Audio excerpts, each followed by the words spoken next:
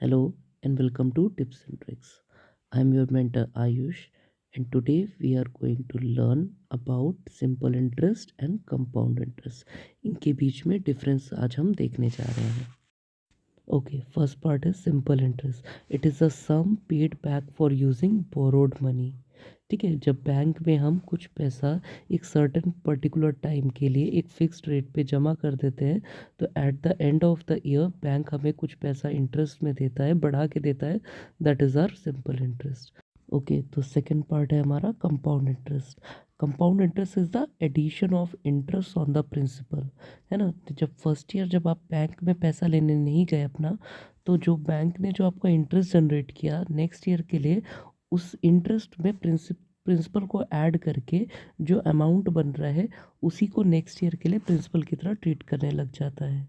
ठीक है, तो बेसिकली यहाँ पे हो क्या रहा है, सेकेंड ईयर के लिए आपका जो इंटरेस्ट है वही आप उसी इंटरेस्ट पे आपको फिर से इंटरेस्ट मिलता है.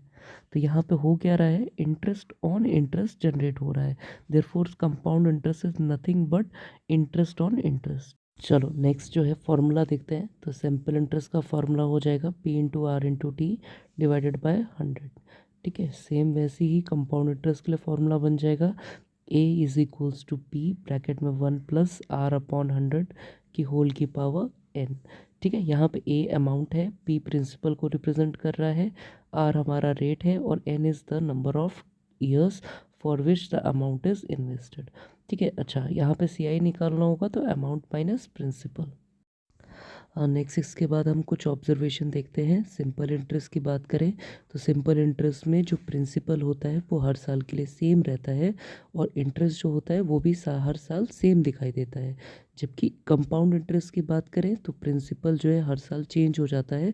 जो अमाउंट होता है फर्स्ट ईयर का वो नेक्स्ट ईयर के लिए एज अ प्रिंसिपल की तरह ट्रीट करा जाता है. और जो इंटरेस्ट होता है वो हर साल डिफरेंट कैलकुलेट होता है, क्योंकि जो है कंपाउंडेड में जो इंटरेस्ट होता है उस पे भी आपको नेक्स्ट ईयर पे इंटरेस्ट मिलता है. ठीक है, अच्छा एक चीज़ और यहाँ से देखने को मिल रही है मुझे कि ये जो हमारा कंपाउंड इंटरेस्ट है और जो सिंपल इंटरेस्ट है फर्स्ट ईयर के लिए दोनों ही वैल्यूज़ क्या होती हैं, सेम होती हैं आपस में. ओके, ऑब्जर्वेशन के बाद अब कुछ डिफरेंसेस देखते हैं. तो in simple interest is for all year is same और कंपाउंड इंटरेस्ट में हर साल इंटरेस्ट हमारा अलग अलग आता है. ठीक है, सिंपल इंटरेस्ट छोटा होता है, CI हमेशा बड़ा होता है. फर्स्ट ईयर में दोनों सेम होता है, बाकी साल के लिए डिफरेंट रहता है. तो प्रिंसिपल के लिए SI के लिए फॉर्मूला क्या हो गया, P/R/T/100. और कंपाउंड इंटरेस्ट के लिए फॉर्मूला हो जाएगा P ब्रैकेट में 1+R/100 की होल की पावर n. ठीक है, फोर्थ पॉइंट हो जाएगा इंटरेस्ट ऑन प्रिंसिपल ओनली. है ना, यहाँ पे जो है हम जो इंटरेस्ट निकालते हैं वो सिर्फ प्रिंसिपल पे कैलकुलेट करते हैं और यहाँ पे जो इंटरेस्ट कैलकुलेट होता है वो इंटरेस्ट पे भी होता है और प्रिंसिपल पे भी कैलकुलेट होता है. तो ये डिफरेंसेस हो गए हमारे कंपाउंड इंटरेस्ट और सिंपल इंटरेस्ट के बीच में. चलो एक सैम्पल क्वेश्चन से इस कंसेप्ट को समझने की कोशिश करते हैं. एक ए पर्सन है जिसने 100 रुपीज़ बैंक में डिपॉजिट करे 2 साल के लिए, जिसमें उसको 10% का रेट मिल रहा था.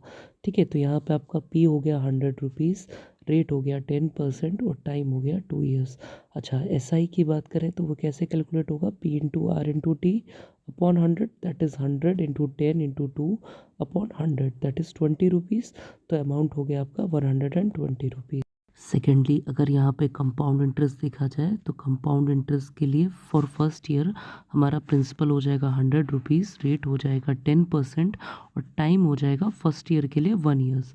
ठीक है, तो डिवाइडेड बाय 100 करेंगे तो यहाँ से जो हमारा इंटरेस्ट आएगा वो 10 रुपीज़ आएगा. ठीक है, तो अगर अमाउंट की बात करा जाए तो यही इंटरेस्ट उसमें ऐड कर देंगे प्रिंसिपल में, तो 100 + 10 will be 110 rupees for first year. This is your amount for first year. ठीक है, अब सेकेंड ईयर के लिए यही अमाउंट हमारा प्रिंसिपल बन जाएगा.